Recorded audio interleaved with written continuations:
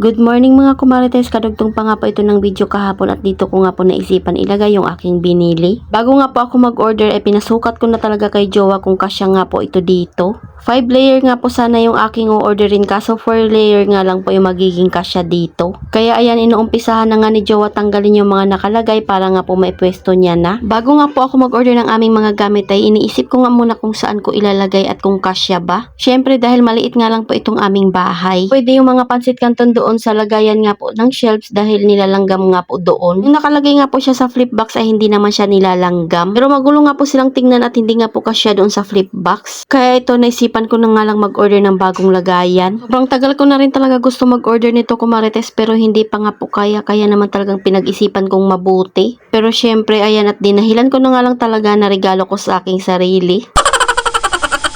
Pitagpi lang naman din talaga yung design ng aming bahay kaya madali lang din talaga siyang tanggalin. Nagpa-sounds na nga po kami doon sa maliit na speaker para naman hindi nga po boring. Yung tinangang sinasakop ng mga paninda itong baba ng bahay namin. Kaya yung gamit na lang talaga ng bahay namin ang mag-a-adjust. Buti na lang talaga at itong si Jowa ay nakasupport nga po sa aking mga plano. Kaya naman pagka-uwi niya galing trabaho, ginagawa niya na nga po yung mga pinapagawa ko sa kanya. Kitang-kita nyo talaga kumarites na tagpi-tagpi nga lang po itong aming lagayan. Ayan at paunti-unti na nga pong napapalitan. Hindi na lang talaga at walang ambisyo at barkada itong si Jowa.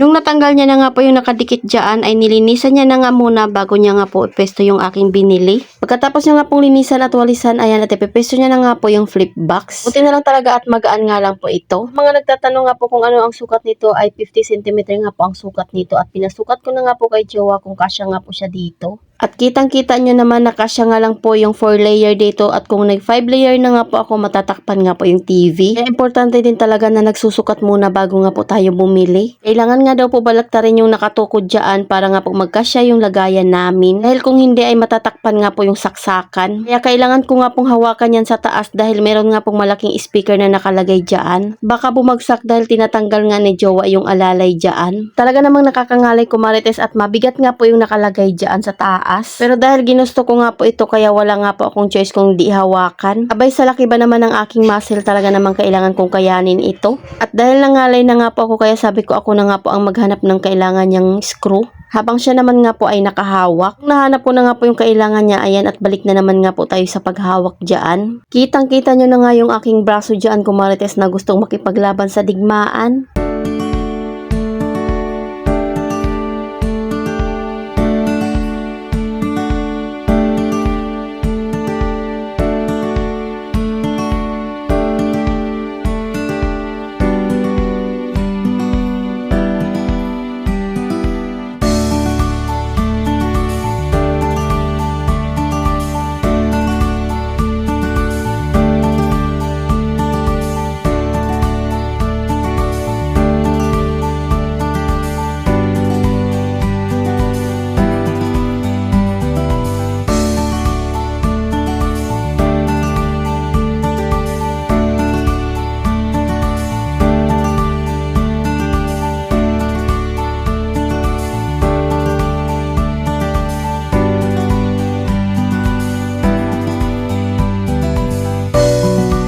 Pagkalagay niya nga po ng amplifier doon sa taas, buti na lang talaga ay nagkasya. Una niya nga pong lagay ay hindi nagkasya, kaya sabi ko tanggalin niya nga po yung gulong doon sa ilalim. Gulong pa kasi iyan at hindi ko na nga pinalagay para magkasya nga po yung amplifier niya. Yunti na nga po kaming nililinis at binabalik yung mga kailangang ibalik. Ito at magre-refill na nga po ako ng mga pansit canton pero kaunti na nga lang po yung mga natira kaya kailangan ko nga pong mamili na. Kita nyo naman na marami ka nga pong pwedeng ilagay dito. Dahil 50cm nga po itong aking pinili at malaki nga po talaga siya kahit papaano. Madami na nga kulang dito sa tindahan dahil ilang araw na nga po akong hindi nakapamili. At dahil excited akong ayusin itong aking mga pansit canton pagkatapos nga pong mailagay, ayan, at nilagyan ko na nga po kaagad. Pero kaunti na nga lang po ito at madami pang kulang. Kaya naman kinabukasan ay magre-restock nga rin po ako kaagad. Excited na talaga akong punuin ito, kumarites, dahil sobrang lawak nga po ng space at pwede nga rin po sila magkakahiwalay. Hinindihan pala ni Jowa yung Christmas light doon sa hagdanan namin. Madami-dami nga rin po sa akin nagpapaprint pero hindi ko na nga po talaga nakukuhaan ng video dahil minsan ay ako pa nga po yung nag-e-edit. Take note at wala nga pong bayad iyon. Pwede akong mag-edit pero hindi nga pwede na ako ang mag-search ng assignment nila tapos ako pa ang mag-print. So ito na nga po yung pinaka-itsura ko, marites. Ayan, at tingnan nyo naman, bumagay nga lang po siya sa kulay ng gamit namin.